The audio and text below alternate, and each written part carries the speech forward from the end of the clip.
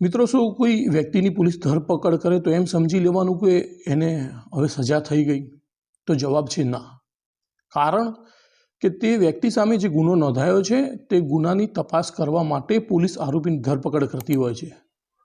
તે આરોપીએ ગુનો કેવી રીતે કર્યો, તેની સાથે કોણ સંકળાયેલું છે, તે ગુનામાં શું હથિયારનો ઉપયોગ કર્યો છે, શું યુક્તિઓનો ઉપયોગ કર્યો છે, ગુનાને અંતિમ તબક્કામાં કેવી રીતે પહોંચાડ્યું છે, તે સમગ્ર તપાસને પૂર્ણ કરવા માટે આરોપીની જરૂર રહે છે. તેના માટે જ પોલીસ એની ધરપકડ કરતી હોય છે. એટલે આરોપીની ધરપકડ થાય, કોઈ વ્યક્તિની ધરપકડ થાય એટલે એમ નથી સમજી લેવાનું કે તે વ્યક્તિને હવે સજા થઈ ગઈ. સજા થશે કે નહીં થાય એ કોર્ટ નક્કી કરશે. તેની વિરુદ્ધમાં કેટલા પુરાવા આવે છે તે કોર્ટ નક્કી કરે છે.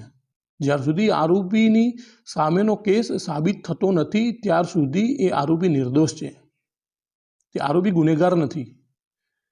હા, પ્રાથમિક તબક્કે એવું દેખાય છે કે ગુનો કર્યો છે એટલે આરોપી ગુનેગાર છે, પરંતુ કોર્ટ એને ગુનેગાર નથી સમજતી. જ્યાર સુધી તેની સામેનો કેસ ફરિયાદ પક્ષ પુરવાર ન કરે, જ્યાર સુધી સાબિત ન કરે ત્યાર સુધી આરોપી ગુનેગાર નથી. તો એટલે જ કહું છું કે કાયદો જાણવો જરૂરી છે. અને આપણે સમાજમાં પણ ઘણા ખરા એવા વ્યક્તિઓ એવી વાતો કરતા હોય છે કે કોઈ પણ વ્યક્તિની ધરપકડ થાય, પોલીસ ધરપકડ કરે એટલે એમ સમજી લે કે હવે આરોપીની જીવનનો અંત આવી ગયો. પણ ખરેખર એવું નથી. એ ધરપકડ જ એટલા માટે કરવામાં આવે છે કે ગુનો કેવી રીતે કર્યો છે એની તપાસ આગળ લઈ જવા માટે એ આરોપીની ધરપકડ કરવામાં આવે છે. એને સજા કરવા માટે નથી આવતી. પછી જ્યારે આરોપીને કોર્ટની અંદર રજૂ કરવામાં આવે છે ત્યારે એના જે જામીન અરજી છે, રિમાન્ડ અરજી છે, એ બધી પ્રોસેસ થાય છે.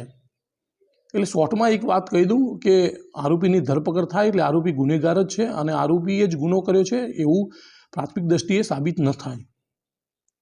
તો આવી જ કાયદાકીય માહિતી મેળવવા માટે ફેસબુકના પેજને ફોલો કરી લેજો, ઇન્સ્ટાગ્રામને પણ ફોલો કરી લેજો અને યુટ્યુબ ચેનલને પણ સબસ્ક્રાઈબ કરી લેજો.